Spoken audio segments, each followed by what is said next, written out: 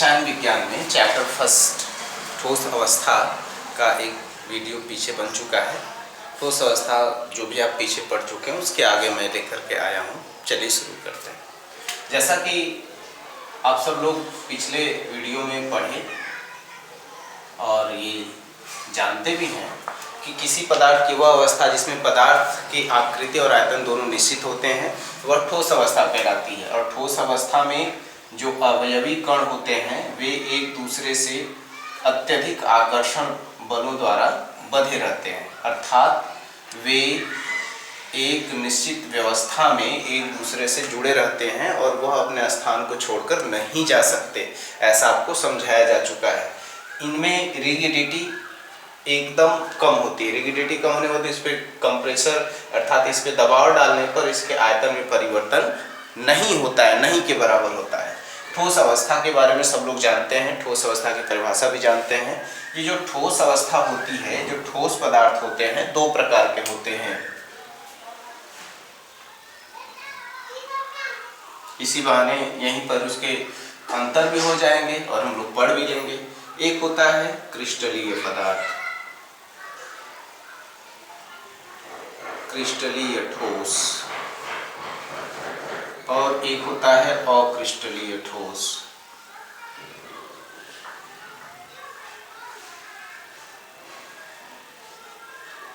क्रिस्टलीय ठोस का मतलब होता है क्रिस्टलाइन सॉलिड और अक्रिस्टलीय ठोस का मतलब होता है अमॉर्फस सॉलिड।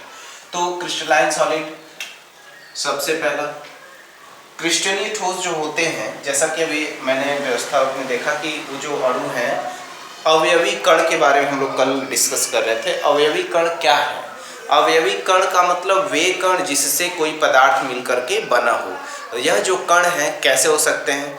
ये कण सॉलिड में जो है या फिर लिक्विड में या गैस में ये कण कैसे हो सकते हैं? क्या हो सकते हैं? अणु हो सकते हैं, परमाणु हो सकते हैं या आयन हो सकते हैं। तो यहाँ अणु, परमाणु या आयन तीनों में से जिससे मिलकर के बना होगा वो इसके अवयवी कण में मान लिए जाएंगे और हम उसको समझेंगे कि अवयवी कण कहने का मतलब उसका अणु, परमाणु या आयन है। और यहाँ पर चूंकि हम अणु, परमाणु या आयन अर्थात अवयवी कण के बारे में पढ़ रहे हैं, तो ये जो अणु, परमाणु या आयन है वे इतने छोटे होते हैं कि खुली आंख से तो देख ही नहीं सकते, सूक्ष्मदर्शी से भी मुश्किल है देखना। इसलिए यहाँ पर जब हम इसको पढ़ेंगे, चूँकि कंसेप्ट समझना है, इसलिए हम अवयवी कण को एक फुटबॉल चाहे बॉल, एक बड़ा जो है गोल सी वस्तु मान करके एक अवयवी कण को मान करके चलेंगे तो अच्छे से समझ में आ जाएगा। ये थोड़ा इंटरेस्टिंग हो जाएगा। क्रिस्टलीय ठोस क्या है? जब ये जो क्रिस्टलीय ठोस है, जब अवयवी कण या इकाई कण या फिर इकाई सेल उसको कहते हैं, इकाई सेल या इकाई उसका जो स्ट्रक्चर है वह अपने आप को बार बार दोहराता है। बार बार दोहराने का मतलब कि एक ही प्रकार के अवयवी कण या दो प्रकार के अवयवी कण होंगे, वे अपने आप को एक निश्चित अव्यवस्था में अरेंज करेंगे। जैसे मान लीजिए कि हमने A B A B A B A B A B, हम ज़्यादातर ए बी क्योंकि जब हम पढ़ते हैं तो अक्सर पढ़ते हैं कि A B tends to A plus plus B minus, यानी कि जैसे NaCl Na+Cl माइनस, ऐसे यहाँ पर एक जो है कल्पना के अनुसार हम ए बी कोई जो है अणु मान के चल रहे हैं जिसमें ए और बी उसके दो पार्ट हैं। तो अब यहाँ पर क्या हो जाएगा? B A B A B A B A B A, फिर से A B A B A B A B A B. तो आप इस बात को समझ सकते हैं कि जब क्रिस्टलीय ठोस क्या होगा, वे ठोस पदार्थ जिनके अवयवी कण एक निश्चित व्यवस्था में एक दूसरे की पुनरावृत्ति करते हैं, तब वह जो ठोस है क्रिस्टलीय ठोस कहलाता है। यहाँ पर अक्रिस्टलीय ठोस क्या होगा? वे ठोस जिनमें किसी भी अवयवी कण का एक निश्चित व्यवस्था न हो, एक निश्चित क्रम में वे व्यवस्थित नहीं होते हैं, तब वह अक्रिस्टलीय ठोस कहलाते हैं। अर्थात देखिए, मान लेते हैं ये ए ए ए बी बी, फिर ए फिर B B B B A A A A A, last में बी, मतलब ये इसका कोई क्रम निश्चित नहीं। नीचे मान लेते B A A A A B B A B A B A, किसी भी तरह से हो सकता है, इस तरह से मतलब ये अक्रिस्टलीय ठोस हुए जिनमें इकाई, अवयव या फिर अणु या अवयवी कण का एक निश्चित व्यवस्था नहीं होता है। दूसरी बात यह है कि जो क्रिस्टलीय ठोस होते हैं और अक्रिस्टलीय ठोस में हम अंतर भी पढ़ रहे हैं, इनकी परिभाषा भी हो जाएगी, समझ भी लेंगे। जो क्रिस्टलीय ठोस होते हैं, क्रिस्टलीय ठोस में जो अवयवी कण है वे आपस में एक निश्चित व्यवस्था द्वारा जो जुड़े हैं, जुड़ने के साथ साथ इनके बीच में जो आकर्षण बल है वे अक्रिस्टलीय ठोसों की अपेक्षा अधिक होता है। तो इससे क्या होता है, इसका जो मेल्टिंग पॉइंट है, यानी कि गलनांक, चूंकि ये ठोस अवस्था है, जब इसको गर्म करेंगे तो यह एक निश्चित ताप पर पिघलता है, यानी इसका गलनांक निश्चित रहता है। मान लेते हैं 900 डिग्री सी पर कोई ताप है, जो कोई ठोस है जो पिघल रहा है, तो निश्चित है कि 900 डिग्री सी पर वो पिघलने 900 डिग्री सी पर ही पिघलेगा, न तो उससे कम पर वो द्रव अवस्था में जाएगा, न तो उससे ज्यादा पर। ठीक। और यहाँ पर अक्रिस्टलीय ठोस में क्या होता है कि इसका मेल्टिंग पॉइंट निश्चित नहीं होता है, अर्थात इसका एक रेंज होता है पिघलने का रेंज होने का मतलब क्या कि एक निश्चित ताप पर आने के बाद यह डायरेक्ट जो है पिघल करके द्रव अवस्था में नहीं चला जाता है, यह धीरे धीरे पिघलता है। यानी पहले लिक्विड फॉर्म में आने से पहले यह जो है लुगदी की तरह होगा, पेस्ट की तरह, फिर और टेम्परेचर धीरे धीरे बढ़ने पर, मतलब इस तरह से इसका जो मेल्टिंग पॉइंट है वो निश्चित नहीं होता है, जबकि इसका जो मेल्टिंग पॉइंट है वो निश्चित होता है। इसके बाद तीसरा इंपॉर्टेंट पॉइंट देखिए, यह समदैशिक होते हैं और ये विषमदैशिक होते हैं। समदैशिक विषमदैशिक क्या है, देखिए समदैशिक विषमदैशिक, यहां पे तो मैंने गलती कर दी, यहां पर विषमदैशिक होगा क्योंकि ये पॉइंट ही ऐसा है। ये विषमदैशिक होते हैं और ये समदैशिक होते हैं। ये क्या है, आप इसका अरेंजमेंट देख रहे हैं कि ये एक निश्चित क्रम में बने हुए ठोस है, ये जो अनिश्चित क्रम में बने हुए ठोस है। समदैशिकता और विषमदैशिकता, जब किसी भी ठोस से हो करके किसी भौतिक गुण को अध्ययन किया जाता है, भौतिक गुण जैसे प्रकाश का चलना या फिर विद्युत धारा का प्रवाह होना या चुंबकीय क्षेत्र का प्रवाह होना, इस तरह का किसी भी भौतिक प्रभाव को जब हम देखते हैं तो अब जरा यहाँ पे देखिए विषमदैशिक क्यों और समदैशिक क्यों है, बहुत इंपॉर्टेंट है।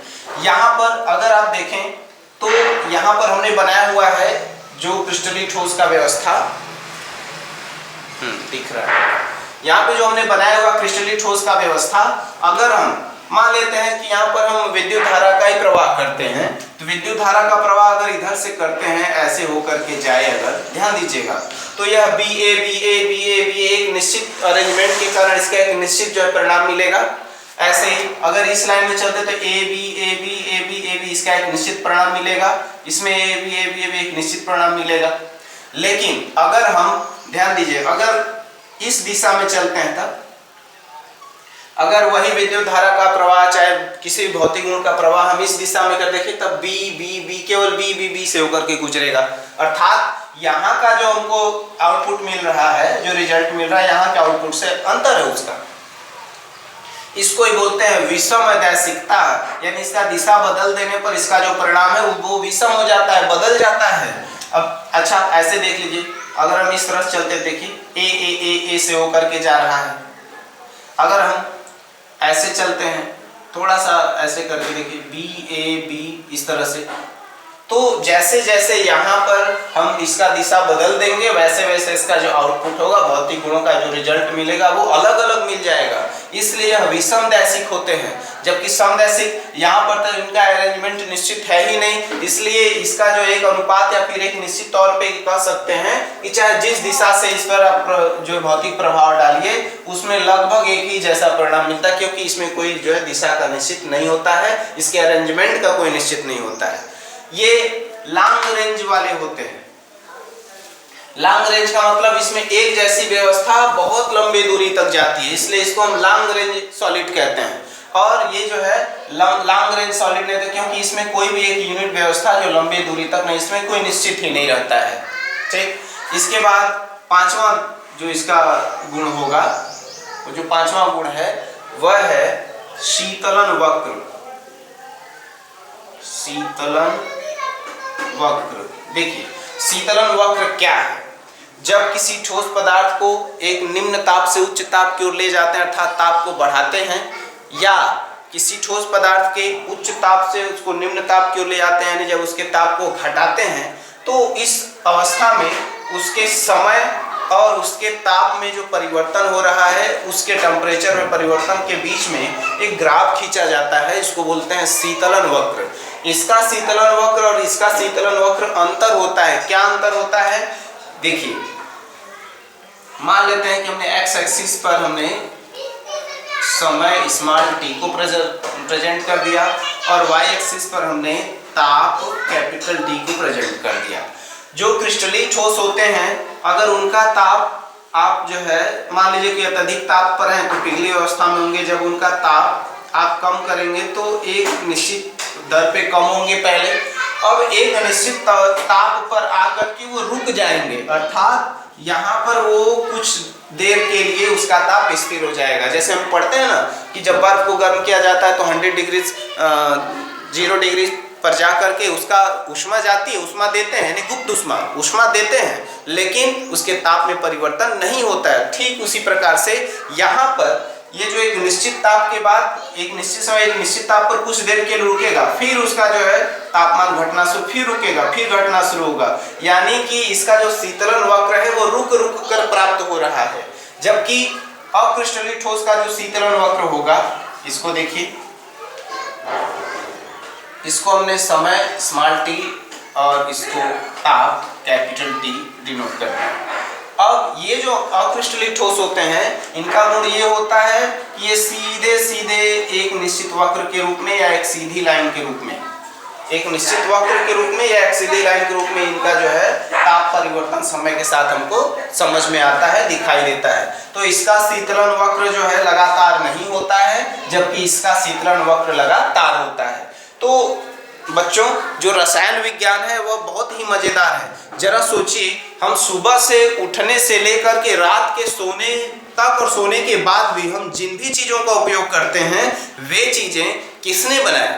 रसायन विज्ञान ने बनाया। सुबह सुबह उठते हैं, स्लीपर पैर में जाता है, स्लीपर रसायन विज्ञान है। टूथपेस्ट, ब्रश से लेकर के हमारा खाना जिस बर्तन में बनाते हैं वो, गैस, सब कुछ रसायन विज्ञान की देन है। इसलिए इसको पढ़ना बहुत जरूरी है और ये बहुत ही इंटरेस्टिंग सब्जेक्ट है, बहुत ही मजेदार सब्जेक्ट है। तो इस तरह से आप क्रिस्टलीय ठोस और अक्रिस्टलीय ठोस को समझ लिए होंगे, जहां तक मैं सोचता हूँ।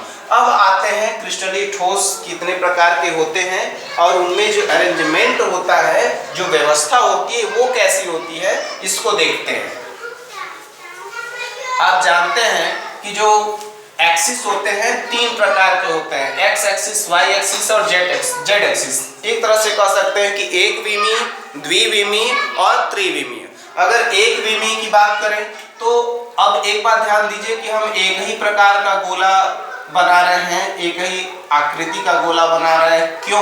क्योंकि कोई भी ठोस अगर है, जैसे नमक का ही ठोस ले लीजिए, NaCl। हाँ, एग्जाम्पल की बात कर लें, जो क्रिस्टलीय ठोस होते हैं वे काटने पर, क्लीवेज, एक और अंतर था, देख लीजिए। जो क्रिस्टलीय ठोस होते हैं, क्लीवेज मतलब काटना, दरार, और जब हम क्रिस्टलीय ठोसों को काटते हैं तो वो एक निश्चित क्लीवेज, एक निश्चित दरार में कटते हैं, यानी कि कटने के बाद भी उसका जो स्ट्रक्चर होता है पहले वाले स्ट्रक्चर के समान होता है। जबकि अक्रिस्टलीय ठोस में अगर आप काटते हैं उसको तो उसके कटने का जो तरीका है या कटने का जो उसका ढंग है वो एक निश्चित ढंग नहीं तो किसी भी तरह से अनिश्चित ढंग से कट जाता है, यानी क्लीवेज में भी अंतर होता है, कटने में भी अंतर होता है। अब एक जैसा हम क्यों गोला बना रहे हैं? क्योंकि NaCl का अगर कोई टुकड़ा है तो उसमें सभी अणु NaCl के ही तो होंगे, अर्थात अगर इसका एक गोला इतना बड़ा, सारे के सारे गोले उतने, यानी कि जो उसका अणु परमाणु या आयन होगा वो अणु परमाणु या आयन एक समान होंगे। इसलिए हम एक ही प्रकार की, जब आप नोट्स बनाएंगे, नोट्स अपना बनाते रहिए और यहाँ से समझते रहिए। तो इस प्रकार से जब हम गोला बना रहे हैं तो एक जैसा बना रहे हैं। जब आपको अपने कॉपी पर बनाने का जो आएगा तो एक आता है गोल सा प्रोटेक्टर या फिर उसके प्लास्टिक के जो एक बना हुआ, क्या बोलते हैं उसके, ज्योमेट्री बॉक्स में, तो उसमें कटा हुआ गोल गोल सा रहता है भाग, तो तो उससे आप बनाएंगे तो एकदम सही बनेगा। क्योंकि मैं हाथ से बना रहा हूँ इसमें थोड़ा जो इधर उधर हो सकता है। तो देखिए अगर हम इस तरह से बनाते हैं तो यह जो एक रैखिक व्यवस्था होगी, यानी कि यह जो है वन डायमेंशन पर है। अगर इसी तरह के व्यवस्था को, अब देखिए ध्यान से समझिए, ये वन डायमेंशन में एक जो अणु या अवयवी कण है वह किनारे किनारे दो अणु या अवयवी कण को जो है स्पर्श कर रहा है। इसको क्या बोलते हैं? इसको कोऑर्डिनेशन बोलते हैं। यानी कि अणुओं का जो व्यवस्था है या जो परमाणु या आयन उनकी जो व्यवस्था है उसको हम बोलते हैं कोऑर्डिनेशन। और कोई भी अणु परमाणु या आयन या अवयवी कण अपने चारों तरफ जितने अणु परमाणु या आयन या अवयवी कणों से जुड़ा रहता है वह उसका कोऑर्डिनेशन नंबर कहलाता है। तो इस अवस्था में एक किसी परमाणु अणु या आयन का जो होगा कोऑर्डिनेशन नंबर वो कितना होगा? 2 होगा। एक इधर और एक इधर, देखिए 2 होगा। इधर में इसको लेंगे तो भी 2 होगा, इसके लेंगे, मतलब सबके लिए कि कब? जब वो वन डायमेंशन पर है तब। देखिए अगर हम 2 डायमेंशन की बात करें तो हो सकता है कि यह जो है दूसरा उसका जो लेयर है वो इसी पर इस तरह से बनता चला जाए। इस तरह से इस पर हम एडजस्ट करते चले जा रहे हैं। ऐसे यहाँ पर देखिए एडजस्ट करते चले जा रहे हैं इस प्रकार से। तो चूंकि अब एक समान गोला बनाइएगा, अब हमने एक लेयर बना लिया। अब यहाँ पर देखिएगा यह एक व्यवस्था है और एक व्यवस्था भी मैं फिर बताऊंगा। अगर आप देखें तो यह एक एक्स एक्सिस पर एक लाइन हमने बनाया हुआ है और दूसरी लाइन वाई एक्सिस पर बनाया है। यानी कि यह जो व्यवस्था आपके सामने है यह द्विविमीय व्यवस्था है। जब अणु परमाणु या आयन का द्विविमीय व्यवस्था होता है तब एक, यहाँ पर ध्यान दीजिए कि जब इस तरह की व्यवस्था होगी तब ये जो एक अणु परमाणु या आयन होगा, एक अवयवी कण होगा, अपने चारों तरफ कितने कणों से जुड़ रहा है? 1 2 3 4, 1 2 3 4। अगर आप इस तरह से इसके सेंटर को मिला दें इस प्रकार से, तो ऐसी अवस्था में ये क्या है? एक वर्गाकार व्यवस्था मिल रही है, यानी एक वर्ग के रूप में मिल रहा है, अर्थात यह एक स्क्वायर फॉर्म में है। ऐसी अवस्था में इसका जो कोऑर्डिनेशन नंबर होगा प्रत्येक अणु परमाणु आयन का, इसका कोऑर्डिनेशन नंबर होगा 4, क्योंकि यह अपने चारों तरफ 4 अणु परमाणु आयनों से जुड़ रहा है। यह एक तरह की व्यवस्था है। इसी में एक अन्य तरह की व्यवस्था भी हो सकती है, कब? द्विविमीय पर। देखिए अगर हम एक जैसे अणुओं को ड्रा करें, बहुत लंबा लेने की जरूरत नहीं है, तो अगला जो अणु है इस प्रकार से आ सकता है। देखिए दोनों के बीच में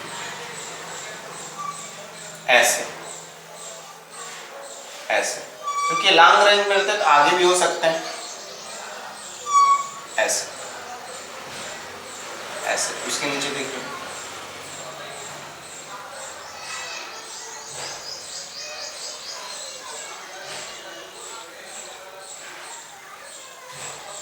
ऐसे ऐसे भी आगे बढ़ा लीजिए।